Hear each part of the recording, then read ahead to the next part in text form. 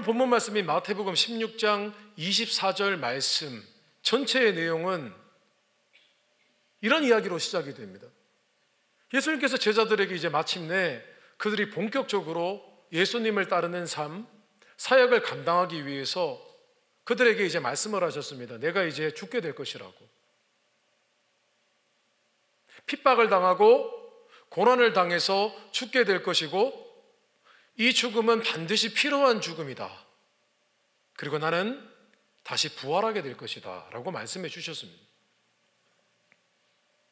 근데 베드로가 이전에는 주는 그리스도시요 살아계신 하나님의 아들이십니다라고 고백했던 이 베드로가 그 얘기를 듣는 순간요, 생각이 바뀌었습니다. 갑자기 돌변을 하기 시작을 합니다. 이렇게 얘기를 합니다. 주님, 그러지 마십시오. 이것은 예수님께서 하시고자 했던 십자가의 죽으심, 그 죽으심과 반대되는 자신의 이성과 생각과 지혜를 믿는 것이었습니다. 그랬더니 예수님의 방법이 받아들여지지가 않는 것이었습니다. 주님, 그러지 마십시오. 그럼 베드로가 이렇게 얘기를 합니다. 주님, 제가 그렇게 되지 않도록 하겠습니다. 와, 얼마나 잘났습니까? 주님이 죽지 않게 제가 하겠습니다. 뭐죠? 주님의, 하나님의 힘과 능력과 지혜가 아니라 내 힘으로 어떻게 해보겠다는 거예요. 그래서 주님께서 말씀하셨습니다. 사단아, 내 뒤로 물러가라. 너는 나를 넘어지게 하는 자로다.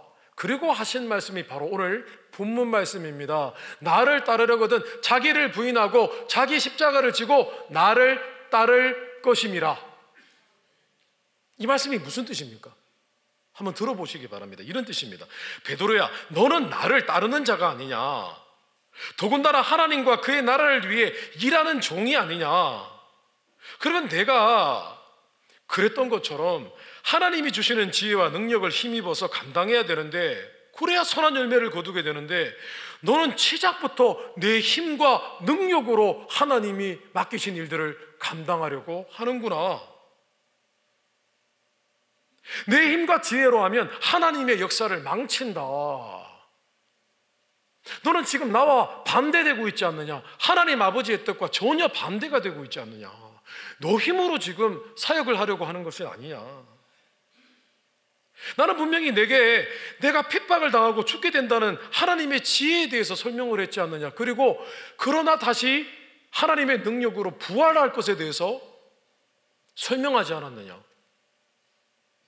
그런데 너는 지금 너의 얄팍한 지혜와 힘으로 하나님의 지혜와 능력을 대신하려고 하는구나. 그렇게 돼서는 아무 일도 일어나지 않는다. 너는 먼저 너의 지혜와 능력을 부인하도록 해라. 그렇게 말씀하신 것이었습니다. 성도로, 자기 부인이라는 것은 하나님의 지혜와 능력을 힘입기 위해서 자신의 힘과 지혜를 내려놓는 것을 의미합니다. 좀 더 쉽게 설명을 하면 그것은 자신의 힘을 빼는 것을 의미를 합니다. 우리가 운동을 할 때 흔히 이런 말을 듣습니다. 힘 빼라. 골프가 그렇잖아요. 힘 빼야 되잖아요. 근데 힘을 빼라는 것은 아예 힘을 주지 말라는 뜻이 아닙니다. 힘을 주지만 어느 순간에는 내 몸이 움직이는 대로 따라가줘야 그 힘이, 임팩이 생긴다는 거예요. 운동할 때 계속해서 처음부터 끝까지 힘을 주면 어떤 일이 벌어지냐면 힘의 반작용이 생깁니다.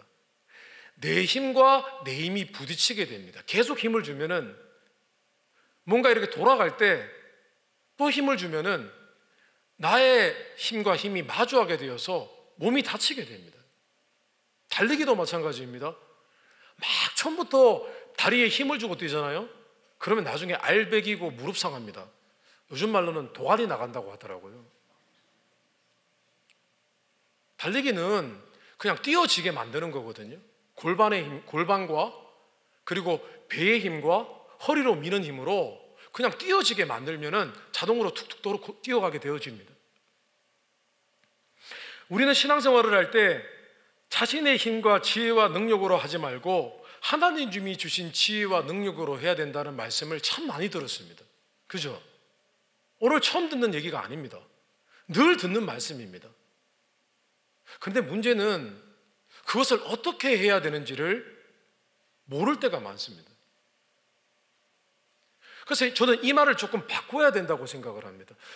우리의 지혜와 능력으로 하지 말고 하나님의 지혜와 능력으로 합시다 라고 하는 말을 이렇게 바꿔야 된다고 생각합니다. 여러분, 자기 부인, 자신의 힘과 지혜를 철저히 배제하십시오. 일단 무시하십시오. 거절하십시오. 그리고 먼저 하나님의 지혜와 능력을 찾고 간구하고 기대하십시오. 그게 조금 이해가 되시죠? 실제로 신앙생활은요, 자기 부인으로 되어지는 것입니다. 성도님, 신앙생활은요, 시작부터 끝까지 모두가 자기 부인이라는 원리로 이루어지는 것입니다. 이것을 우리가 알아야 됩니다. 우리가 예수님을 처음 만났을 때, 복음을 들었을 때에 진정한 회개가 어떻게 일어나는 줄 아십니까? 복음을 들었을 때에 그냥 내가 죄인이구나 이래서는 안 되고요, 내가 정말 구원에 받을 자격이 없는, 아무 자격이 없는 시커먼 죄인이구나라는 사실이 깨달아질 때, 그때 내 자신이 하나님 앞에 서기 불완전한 자라는 것을 완전히 깨닫게 되어질 때, 그게 자기 부인이거든요. 그 자기 부인이라면 어떻게 되겠습니까? 하나님의 은혜만 갈망하는 거죠. 주님 살려달라고. 그렇게 은혜를 받는 거예요. 그러면 하나님의 은혜가 가볍지 않고 굉장히 무겁습니다. 그 은혜가 너무 큽니다. 그 자기 부인이 없이 복음을 받아들인 사람들은요, 믿으면 그냥 구원받는구나 라고 생각을 하기 때문에 하나님의 은혜에 대한 절박한 마음이 없습니다. 첫 단추를 잘못 낀 겁니다. 기도 생활도 마찬가지입니다. 자기 부인입니다. 기도라는 것은요, 하나님께 간구하기 이전에 전제되어야 될 마음이 뭐냐 하면은, 주님, 저는 이렇게 쉬운 일도 저의 재능과 능력으로는 할 수 없습니다. 하나님이 무조건 도와주셔야만 됩니다. 이 자기 부인이 있을 때 그 기도가 참된 기도가 되어지는 것입니다. 그래서 기도하면요, 어떤 사람은 한 번도 울어본 적이 없는 분들이 계세요. 어떤 사람은 기도할 때마다 울어요. 별거 아닌데 기도 제목이. 왜 그러냐면요, 기도 가운데 자기 부인이 일어나기 때문이에요. 저는 우리가 기도하는 것은, 하나님 내가 어차피 잘할 수 있는데 조금 도와주세요, 그런 거 아닙니다. 제가 하면 제 힘으로 하고 제 의지로 하면 할 수 없는 것들이 있기에 주님 저를 도와주시옵소서. 자기 부인이 이루어질 때 기도가 되는 거예요. 자기 부인이 이루어질 때 기도에 눈물이 나는 것입니다. 하나님께 때로는 남들은 그냥 조용히 기도하지만 나는 부르짖고 기도하는 것이죠. 말씀 생활도 마찬가지입니다. 자기 부인입니다. 하나님, 제 지혜와 생각과 제 관점과 제 가치관으로 하지 않겠습니다. 그건 하나님을 무시하는 행동입니다. 하나님 말씀을 통하여 제가 어떤 감정을 가지고 어떤 가치관을 가지고 살지 말씀해 주셨습니다. 저는 그대로 하겠습니다. 말씀 생활도 자기 부인이 전제되어야만 하는 것입니다. 성도 여러분, 자기 부인은 하나님의 지혜와 능력을 힘입는 신앙과 삶을 위한 필수이며 기초적인 영적인 원리입니다. 모든 것이 자기 부인으로 시작이 되는 것입니다. 성도 여러분, 다시 이 자기 부인이라는 영적인 원리로 다시 신앙생활을 새롭게 하게 되시기를 주님의 이름으로 축원합니다.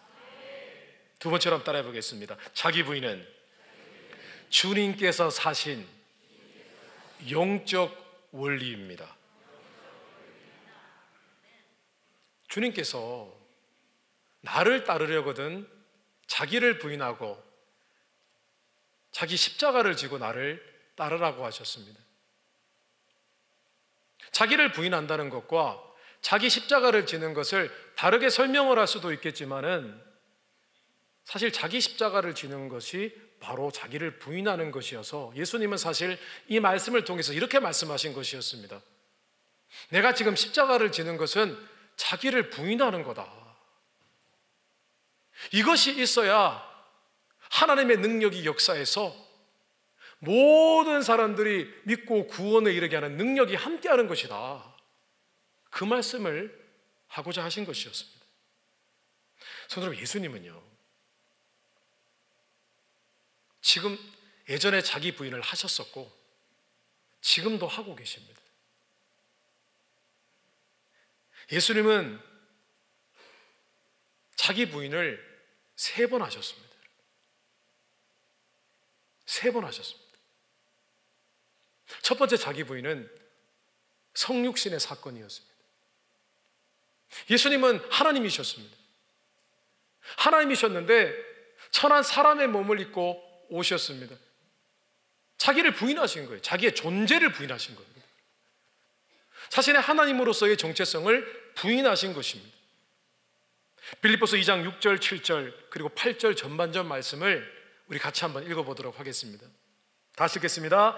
그는 근본 하나님의 본체시나 하나님과 동등됨을 취할 것으로 여기지 아니하시고 오히려 자기를 비워 종의 형체를 가지사 사람들과 같이 되셨고 사람의 모양으로 나타나사 자기를 낮추시고.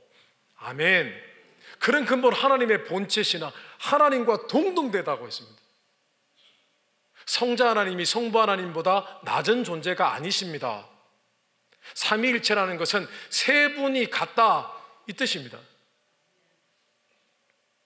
동등된데 하나님이심을 포기하셨다는 겁니다. 자기 부인이잖아요. 또 한 가지, 예수님께서 자기 부인을 하신 것은 바로 십자가의 죽으심이었습니다. 빌립보서 2장 8절 후반절 말씀을 함께 읽어보도록 하겠습니다. 죽기까지 복종하셨으니 곧 십자가의 죽으심이라. 아멘. 그냥 죽으셨다고 하지 않았습니다. 죽기까지 복종하셨다고 했습니다. 예수님께서요, 막상 죽음이 임박했을 때, 그전에는 제자들에게 그렇게 쉽게 내가 죽는다고 말씀을 하셨지만은 죽기 직전에는요, 예수님께서 굉장히 괴로워하셨습니다. 왜입니까? 왜냐하면은 논리적으로 죽음이라는 것은 죄인들에게 해당하는 죄의 삭, 죄의 대가이기 때문입니다. 근데 예수님은 죄가 없으시거든요. 죄가 없는 분이 죽음을 맞이한다는 것은 상식적이지도 않고, 하나님이 사람이 되셔서 사람의 죽음을 경험하신다는 것도 상식적으로 말이 안 되는 것이었습니다. 근데 이것이 어떻게 가능해졌습니까? 예수님이 자신의 죄 없음을 부인했을 때, 나는 어린 양이고 죄를 지고 가고 대속하기 위한 대속 제물이 되었다는 것을 받아들이셨을 때, 나는 더 이상 하나님이 아니다. 또 한 번의 자기 부인이 있었던 것입니다. 그리고 3번째 예수님의 자기 부인은요, 바로 부활입니다. 여러분, 예수님이 돌아가셨을 때 다시 영의 존재가 되셨습니다. 다시 하나님이 되셨습니다. 그런데 예수님이요, 다시 사람으로 부활을 하셨습니다. 사람이 뭐가 좋다고 부활체 그래봤자 천사밖에 더 됩니까? 왜 예수님이 다시 하나님이셨는데 하나님으로 안 돌아가고 다시 부활하셔서 사람의 몸을 입으셨겠습니까? 영원히 우리의 죄를 담당하시고 영원한 대제사장, 영원한 중보자가 되셔서 하나님, 성부 하나님 앞에 서셔서 우리가 죄를 지을 때, 우리가 회개할 때 하나님 앞에서 그들이 실수로 죄를 범했습니다. 하나님, 그들을 징계하지 마옵소서. 저의 십자가의 죽음을 기억하옵소서. 제가 흘린 피를 기억하옵소서. 영원히 우리를 중보하시기 위해서, 영원한 대제사장이 되시기 위해서 우리를 위해 부활하신 겁니다. 그 또 한 번 자신의 신적인 존재를 부인하신 거예요, 여러분. 예수님의 3번의 부인 때문에 우리가 구원함을 받게 된 것이고 영원토록 하나님의 자녀로 살아가게 된 것입니다. 성도 여러분, 자기 부인의 원리는 예수님께서 그렇게 사시고 앞으로도 사실 원리이고, 그 은혜를 입은 우리도 그 모습 그대로 살아야 할 원리입니다. 빌립보서 2장 5절 말씀입니다. 우리 같이 한번 읽어보겠습니다. 너희 안에 이 마음을 품으라. 곧 그리스도 예수의 마음이니. 아멘. 이 마음은 그냥 겸손한 마음 아닙니다. 하나님을 겸손하다고 표현하는 것은 물론 성경 말씀에 있지만 조금 무례하다고 생각을 합니다. 이 마음은 자기 자신을 외면한 마음입니다. 자기를 부인한 마음입니다. 그런데 이 마음을 우리에게 품으라고 하셨습니다. 너희도 주님처럼 살아야 한다. 이 원리대로 살아야 된다. 그래야 하나님의 일을 성취할 수 있고 하나님의 지혜와 능력이 너희의 신앙과 삶에 함께한다. 그 뜻입니다. 그런데 주님이 자기 부인을 3번 하셨을 때 주님께 어떤 일이 있었는지를 빌립보서는 이렇게 말씀하고 있습니다. 우리 같이 한번 읽어보겠습니다. 빌립보서 2장 6절에서 12절입니다. 다 같이 읽겠습니다. 이러므로 하나님이 그를 지극히 높여 모든 이름 위에 뛰어난 이름을 주사 하늘에 있는 자들과 땅에 있는 자들과 땅 아래에 있는 자들로 모든 무릎을 예수의 이름에 꿇게 하시고 모든 입으로 예수 그리스도를 주라 시인하여 하나님 아버지께 영광을 돌리게 하셨느니라. 그러므로 나의 사랑하는 자들아, 너희가 나 있을 때뿐 아니라 더욱 지금 나 없을 때에도 항상 복종하여 두렵고 떨림으로 너희 구원을 이루라. 아멘. 주님이 영광을 받으셨다는 거예요. 그가 자기 부인을 냈을 때 영광을 받으셨다는 거예요. 그리고 이후에 뭐라고 사도 바울이 증거합니까? 항상 복종하여. 복종하려면 자기가 부인되어야 됩니다. 하나님 앞에 순종하는 것도요, 자기가 부인되어야만 가능합니다. 예수님의 원리를 따라 살아야만 하나님을 섬길 수 있고 내 삶 가운데 역사하시는 하나님의 지혜와 능력을 경험한다는 것입니다.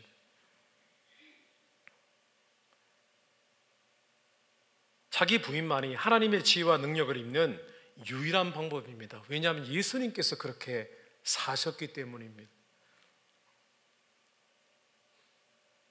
저는 우리가 자기를 부인하잖아요. 그러면 죄의 유혹에서 승리하게 되어집니다. 유혹을 받는 내가 없는데 어떻게 유혹을 받겠습니까? 왜 누군가가 미워지겠습니까? 미워할 내가 없는데 나를 부인해 버리는데 어떻게 남을 끝까지 미워하겠습니까?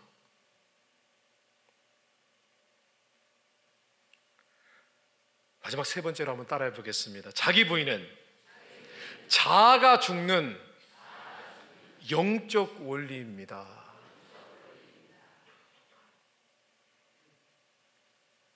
자기 부인이라는 주님의 영적 원리를 생각할 때 가장 어려운 점은 여전히 우리는 이것을 어떻게 하는 것인가 라는 의문점입니다. 그냥 자기 부인 했다 그러면 자기 부인이 되어지는 것입니까? 그렇지 않습니다.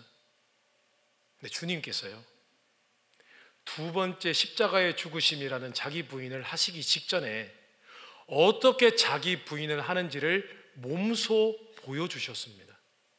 하나님 말씀 보겠습니다. 마태복음 26장 38절에서 39절입니다. 우리 같이 읽겠습니다. 이에 말씀하시되 내 마음이 매우 고민하여 죽게 되었으니 너희는 여기 머물러 나와 함께 깨어있으라 하시고 조금 나아가 얼굴을 땅에 대시고 엎드려 기도하여 이르시되 내 아버지여 만일 할만하시거든 이 잔을 내게서 지나가게 하옵소서. 그러나 나의 원대로 마시옵고 아버지의 원대로 하옵소서 하시고 아멘. 자, 주님이 이제 죽음이 임박했습니다. 너무 힘듭니다. 못마땅합니다.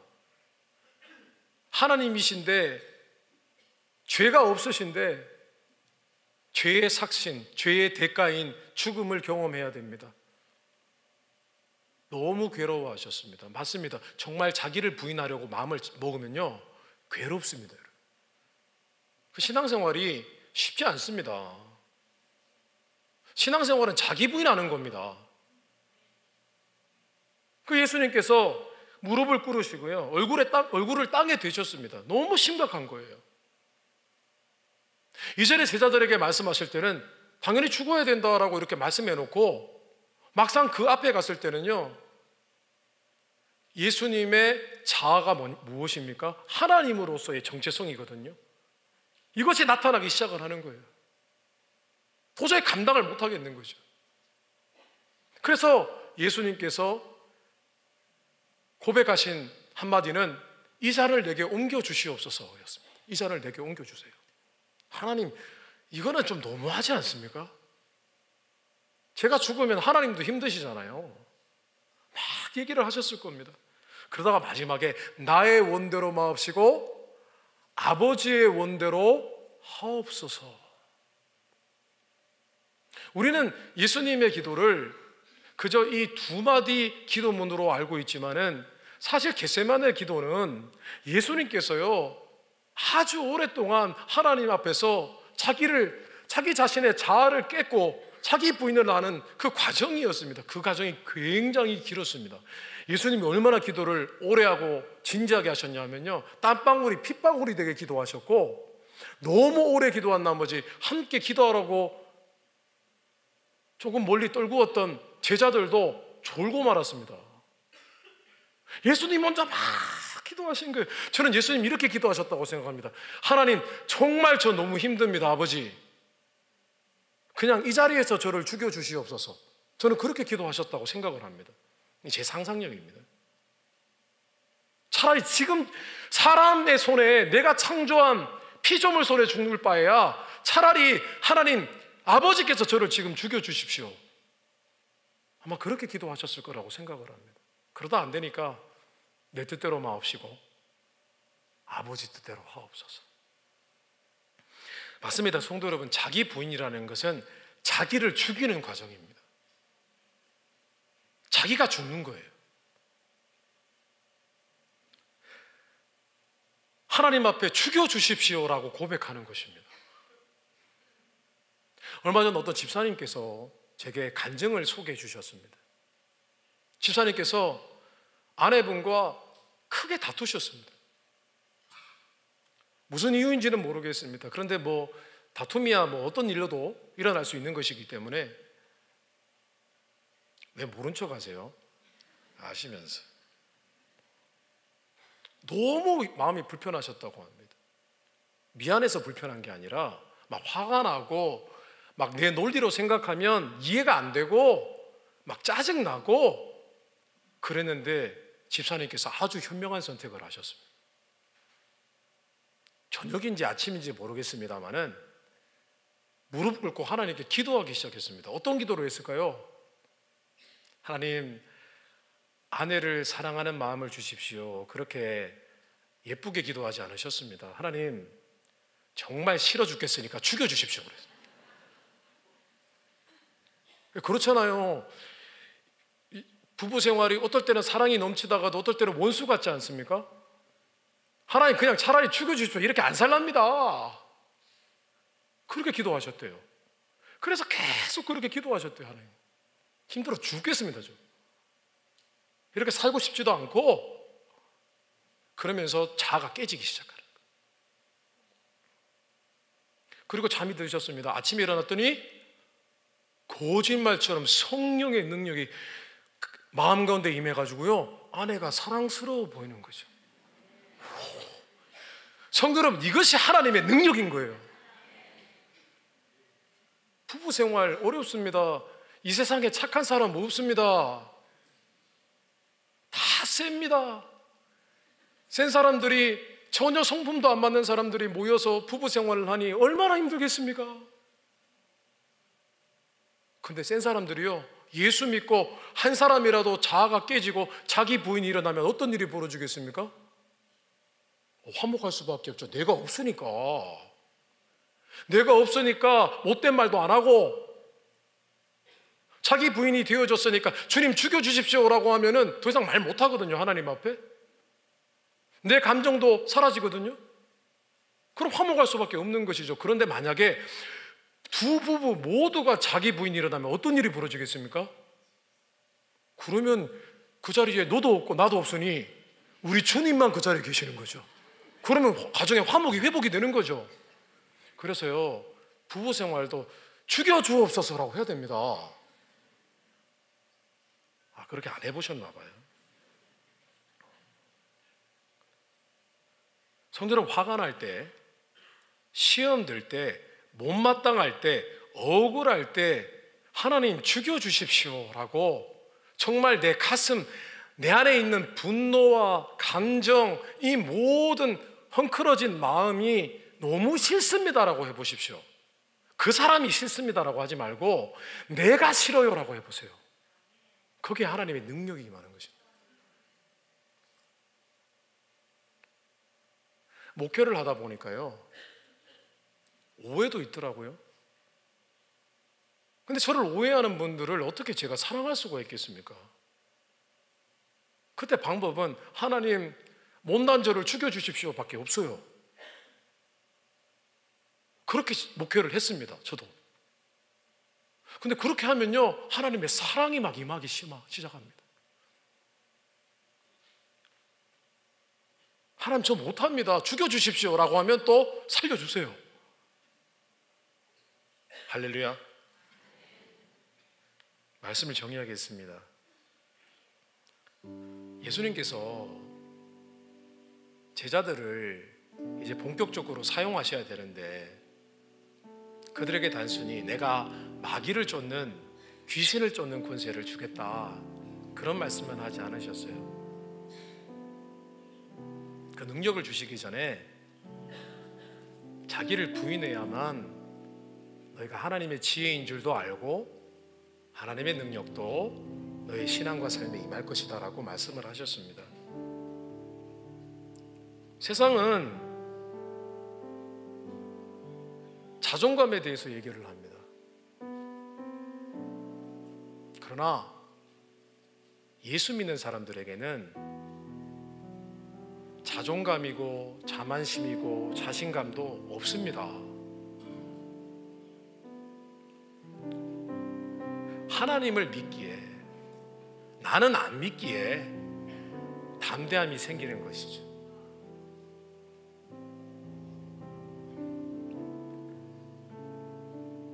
우리가 너무나 잘 알고 있는 갈라디아서 2장 20절 말씀 다 아시죠?